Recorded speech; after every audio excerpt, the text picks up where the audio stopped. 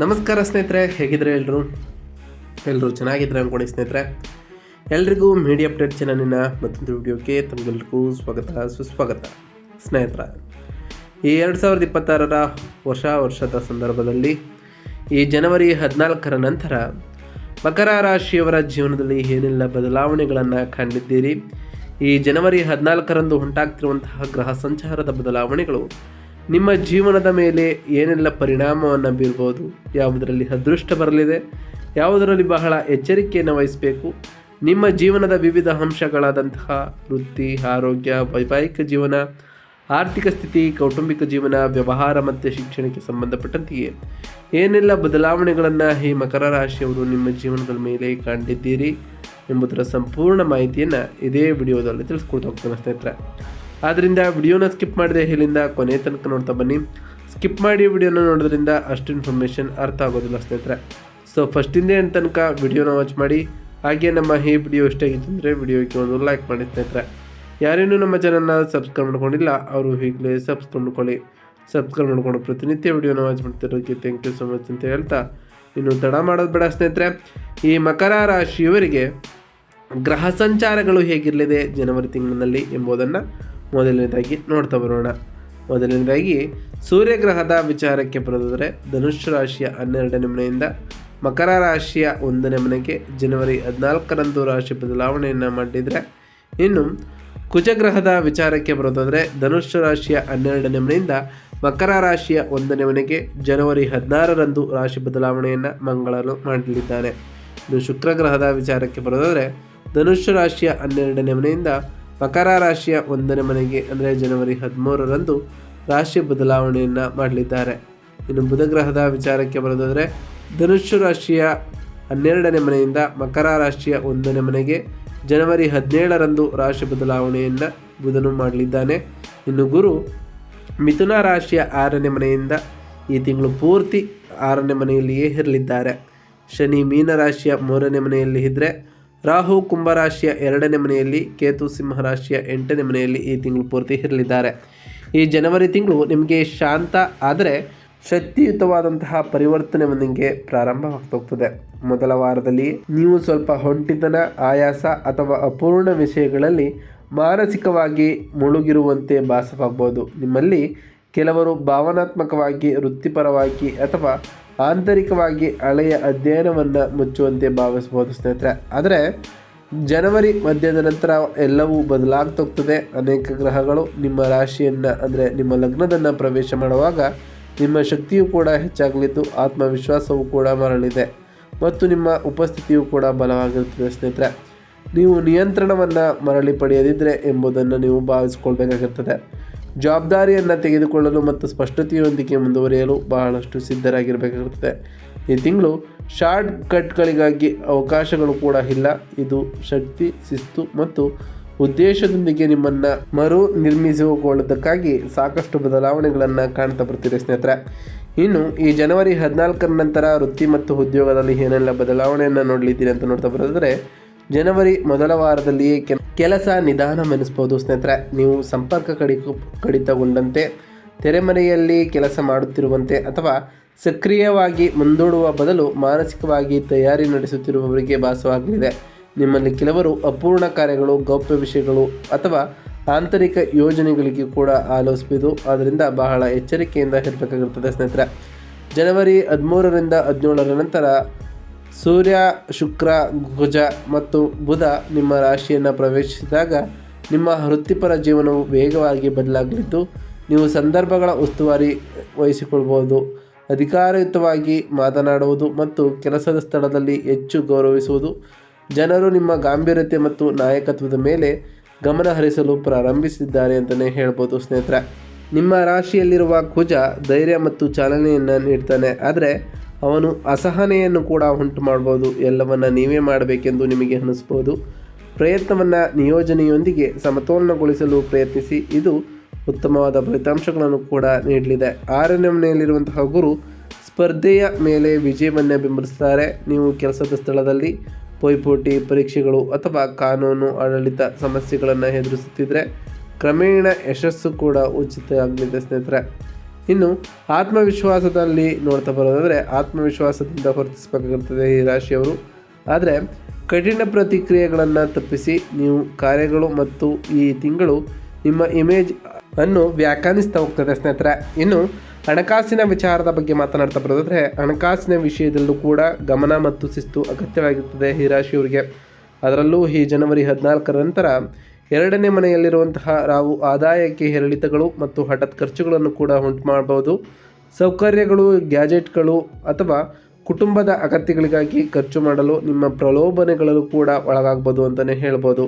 ಮೊದಲ ವಾರದಲ್ಲಿಯೇ ಪ್ರಯಾಣ, ಆರೋಗ್ಯ ಅಥವಾ ಗುಪ್ತ ವಿಷಯಗಳಿಗೆ ಸಂಬಂಧಪಟ್ಟಂತಹ ಖರ್ಚುಗಳು ಕೂಡ ಬರ್ಬೋದು. ತಿಂಗಳ ಮಧ್ಯದ ನಂತರ ಹಣವನ್ನು ನಿಯಂತ್ರಿಸುವ ಮತ್ತು ಉಳಿತಾಯವನ್ನು ಯೋಜಿಸುವ ಬಗ್ಗೆ ನೀವು ಹೆಚ್ಚು ಯೋಜನೆಯನ್ನು ಮಾಡಿಕೊಳ್ಬೇಕು. ವಿಶ್ವಾಸವನ್ನು ಕೂಡ ಹೊಂದಿರಬೇಕಾಗುತ್ತದೆ. 6ನೇ ಮನೆಯಲ್ಲಿರುವಂತಹ ಗುರು ಸಾಲಗಳನ್ನು ತೀರಿಸಲು ಮತ್ತು ಸಾಲಗಳನ್ನು ಸರಿಯಾದ ನಿರ್ವಹಿಸಲು ಬೆಂಬಲಿಸಲಿದ್ದಾರೆ. ನೀವು ಎಚ್ಚರಿಕೆಯಿಂದ ಯೋಜಿಸಿದರೆ ನಿಮ್ಮ ಆರ್ಥಿಕ ಪರಿಸ್ಥಿತಿಯನ್ನು ಹಂತ ಹಂತವಾಗಿ ಸ್ಥಿರಗೊಳಿಸ್ಬೋದು. ಅದರಲ್ಲೂ ಹಣಕ್ಕೆ ಸಂಬಂಧಪಟ್ಟಂತಹ ಮಾತನ್ನು ನಿಯಂತ್ರಿಸಿ ಮತ್ತು ಆತುರದ ನಿರ್ಧಾರಗಳನ್ನು ತೆಗೆದುಕೊಳ್ಳುವಾಗ ತಪ್ಪಿಸಿ ಅಂತಲೇ ಹೇಳ್ಬೋದು. ಇನ್ನು ಕುಟುಂಬ ಮತ್ತು ಸಂಬಂಧಗಳ ವಿಚಾರದ ಬಗ್ಗೆ ಮಾತನಾಡ್ತಾ ಬರೋದಾದರೆ ಕುಟುಂಬ ಜೀವನವು ವಿಶ್ವಾಸವಾಗಿರ್ಬೋದು. ಮೊದಲಾರ್ಧದಲ್ಲಿ ನೀವು ಭಾವನಾತ್ಮಕವಾಗಿ ದೂರವಾದಂತೆ ಅಥವಾ ಮಾನಸಿಕವಾಗಿ ಸುಸ್ತಾದಂತೆ ನಿಮಗೆ ಅನಿಸ್ಬೋದು ಸ್ನೇಹಿತರೆ. ನೀವು ಮೌನ ಅಥವಾ ವೈಯಕ್ತಿಕ ಜಾಗವನ್ನು ಕೂಡ ಈ ಟೈಮ್ನಲ್ಲಿ ಬದಲಿಸ್ಬೋದು ಅಂತಲೇ ಹೇಳ್ಬೋದು.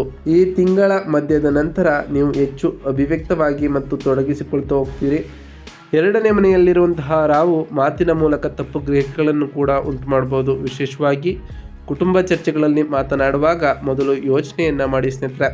ಸಂಬಂಧಗಳಲ್ಲಿ ಸ್ಪಷ್ಟತೆ ಅಗತ್ಯವಿದೆ. ಯಾವುದಾದರೂ ವಿಷಯ ಬಾಕಿ ಉಳಿದಿದ್ರೆ ನೀವು ಅಂತಿಮವಾಗಿ ಅದರ ಬಗ್ಗೆ ಮುಕ್ತವಾಗಿ ಮಾತನಾಡಬಹುದು. ಮೃದುವಾದ ಮಾತು ಸಾಮರಸ್ಯವನ್ನು ಕೂಡ ನಿರ್ವಹಿಸ್ತಾ ಹೋಗ್ತದೆ. ಸಹಾನುಭೂತಿಯೊಂದಿಗೆ ಅಧಿಕಾರವು ಉತ್ತಮವಾಗಿ ಕಾರ್ಯನಿರ್ವಹಿಸ್ತದೆ ಅಂತಲೇ ಹೇಳ್ಬೋದು ಸ್ನೇಹಿತರೆ. ಇನ್ನು ಆರೋಗ್ಯದ ವಿಚಾರದ ಬಗ್ಗೆ ಮಾತನಾಡ್ತಾ ಬರೋದಾದರೆ ಆರೋಗ್ಯದ ವಿಚಾರದಲ್ಲಿ ತಿಂಗಳ ಮಧ್ಯದ ನಂತರ ನಿಮ್ಮ ಆರೋಗ್ಯವು ಕೂಡ ಸುಧಾರಿಸಲಿದೆ. ಮೊದಲ ವಾರದಲ್ಲಿ ಆಯಾಸ, ನಿದ್ರೆಯ ಸಮಸ್ಯೆಗಳು ಅಥವಾ ಕಡಿಮೆ ರೋಗ ನಿರೋಧಕ ಶಕ್ತಿ ಇರುವ ಯೋಜನೆಯನ್ನು ನೀಡಬಹುದು. ದಿನಚರಿಯನ್ನು ನಿರ್ಲಕ್ಷಿಸಿದರೆ 8ನೇ ಮನೆಯಲ್ಲಿ ಅಷ್ಟಮ ಸ್ಥಾನದಲ್ಲಿ ಕೇತು ಇರುವ ಕಾರಣ ಹಠಾತ್ ಸಣ್ಣ ಆರೋಗ್ಯ ಸಮಸ್ಯೆಗಳನ್ನು ಕೂಡ ಕಾಣ್ತಾ ಬರ್ತೀರಿ. ಅದರಲ್ಲೂ ಈ ಜನವರಿ ಮಧ್ಯದ ನಂತರ ಶಕ್ತಿಯ ಮಟ್ಟಗಳು ತೀವ್ರವಾಗಿ ಏರ್ತಾ ಹೋಗ್ತದೆ. ನಿಮ್ಮ ರಾಶಿಯಲ್ಲಿರುವಂತಹ ಕುಜಶಕ್ತಿಯನ್ನು ನೀವು ನೋಡ್ತಾ ಹೋಗ್ತೀರಿ ಸ್ನೇಹಿತರೆ. ಆದರೆ ದೇಹದಲ್ಲಿ ಉಷ್ಣತೆಯನ್ನು ಹೆಚ್ಚಿಸ್ತಾನೆ. ನೀವು ಅಂತಿಮವಾಗಿ ಕೆಲಸವನ್ನು ಮಾಡಿದರೆ ತಲೆನೋವು, ಅಸಿಡಿಟಿ ಅಥವಾ ಸ್ನಾಯು ಎಳೆತ ಕೂಡ ಉಂಟಾಗ್ಬೋದು ಸ್ನೇಹಿತರೆ. ಇನ್ನು ಸಲಹೆಯ ವಿಚಾರಕ್ಕೆ ಬರೋದಾದರೆ ವಿದ್ಯಾರ್ಥಿಗಳು ವಿಶ್ರಾಂತಿಯೊಂದಿಗೆ ಪ್ರಯತ್ನವನ್ನು ಸಮತೋಲನಗೊಳಿಸ್ತಾ ಬನ್ನಿ. ದೈಹಿಕ ಶಿಸ್ತು ನಿಮ್ಮನ್ನು ಬಲವಾಗಿರ್ತದೆ ಅಂತಲೇ ಹೇಳ್ಬೋದು ಸ್ನೇಹಿತರೆ. ಇನ್ನು ಈ ರಾಶಿಯವರ ವ್ಯಾಪಾರ ಮತ್ತು ವ್ಯವಹಾರದ ಬಗ್ಗೆ ಮಾತನಾಡ್ತಾ ಬರೋದಾದರೆ ವ್ಯಾಪಾರ ಮಾಲೀಕರು ತಮ್ಮ ವಿಧಾನವನ್ನು ಪುನರ್ರಚಿಸಿಕೊಳ್ಳುವಂತೆ ಭಾಸಬಹುದು. ಮೊದಲ ವಾರದಲ್ಲಿ ಯೋಜನೆ, ನಷ್ಟಗಳ ಪರಿಶೀಲನೆ ಮತ್ತು ಹಿಂದಿನ ಪಂಪುಗಳನ್ನು ಸರಿಪಡಿಸುವುದರತ್ತ ಗಮನವನ್ನು ಹರಿಸ್ತಾ ಬನ್ನಿ ಸ್ನೇಹಿತರೆ. ಈ ತಿಂಗಳ ಮಧ್ಯದ ನಂತರ ಆತ್ಮವಿಶ್ವಾಸವು ಕೂಡ ಮರಳಿದ್ದು ನೀವು ದಿಟ್ಟತನ ನಿರ್ಧಾರಗಳನ್ನು ತೆಗೆದುಕೊಳ್ಬೋದು. ನಿಯಮಗಳನ್ನು ಮರುಮಾತುಕತೆಯನ್ನು ನಡೆಸಬಹುದು ಅಥವಾ ವ್ಯವಹಾರಗಳಲ್ಲಿ ಅಧಿಕಾರವನ್ನು ಪ್ರತಿಪಾದಿಸುವುದು. ನಿಮ್ಮನ್ನು ಅಥವಾ ನಿಮ್ಮ ವ್ಯಾಪಾರದ ಇಮೇಜನ್ನು 3 ಬ್ರ್ಯಾಂಡ್ ಮಾಡಲು ಇದು ಉತ್ತಮವಾದಂತಹ ಅವಧಿ ಅಂತಲೇ ಹೇಳ್ಬೋದು. ಇದು ನಿಮಗೂ ಕೂಡ ಬಲವಾಗಿರ್ಬೋದು. ಆದರೆ ಗುರುವು ಕ್ರಮೇಣ ಗೆಲುವನ್ನು ಕೂಡ ಬೆಂಬಲಿಸಲಿದ್ದಾರೆ. ಕಾರ್ಯತಂತ್ರದ ನಡೆಗಳು ಯಶಸ್ಸನ್ನು ಕೂಡ ನಿಮಗೆ ತರಲಿದ್ದು ಭಾವನಾತ್ಮಕ ಪ್ರತಿಕ್ರಿಯೆಗಳನ್ನು ಕೂಡ ತಪ್ಪಿಸಿ ಅಂತಲೇ ಹೇಳ್ಬೋದು ಸ್ನೇಹಿತರೆ. ಇನ್ನು ವಿದ್ಯಾರ್ಥಿಗಳ ವಿಚಾರಕ್ಕೆ ಬರೋದಾದರೆ ವಿದ್ಯಾರ್ಥಿಗಳಿಗೆ ಈ ಜನವರಿ ಮೊದಲ ವಾರದಲ್ಲಿಯೇ ಮಾನಸಿಕವಾಗಿ ಆಯಾಸವನ್ನು ಕೂಡ ಅನುಭವಿಸಿರ್ತೀರಿ. ಪ್ರೇರಣೆಯ ಕೊರತೆ ಅಥವಾ ಗೊಂದಲವು ಏಕಾಗ್ರತೆಯನ್ನು ಕೂಡ ಕಡಿಮೆ ಮಾಡಲಿದೆ. ತಿಂಗಳ ಮಧ್ಯದ ನಂತರ ಏಕಾಗ್ರತೆ ಕಡಿಮೆ ಆಗಲಿದ್ದು ಸುಧಾರಿಸಲಿದೆ. ಆತ್ಮವಿಶ್ವಾಸವೂ ಕೂಡ ಹೆಚ್ಚಾಗಲಿದೆ ಸ್ನೇಹಿತರೆ. ನಿಮ್ಮ ನಿರ್ಧಾರವನ್ನು ಕೂಡ ಹೆಚ್ಚು ಮಾಡ್ಕೋಬೋದು. ಪುನರಾವರ್ತನೆ ಮತ್ತು ಶಿಸ್ತಿನ ಅಧ್ಯಯನಕ್ಕೆ ಇದು ಉತ್ತಮವಾದಂತಹ ಅವಧಿ ಅಂತಲೇ ಹೇಳ್ಬೋದು ಸ್ನೇಹಿತರೆ.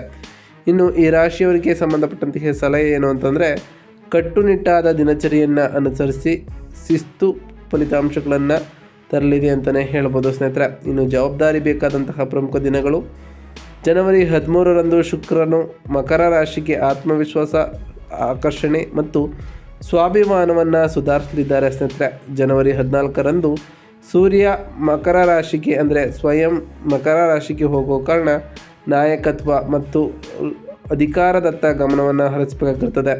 ಜನವರಿ 16ರಂದು ಕುಜ ಮಕರ ರಾಶಿಗೆ ಬಲವಾದ ಆನೆ ಜನವರಿ 17ರಂದು ಬುಧ ಮಕರ ರಾಶಿಗೆ ಸಂವಹನ ಮತ್ತು ಯೋಜನೆಯಲ್ಲಿ ಸ್ಪಷ್ಟತೆಯನ್ನು ನೀಡಲು ಈ ತಿಂಗಳು ಬಹಳ ಒಳಿತಾಗಿರಲಿದೆ ಅಂತಲೇ ಹೇಳ್ಬೋದು ಸ್ನೇಹಿತರೆ.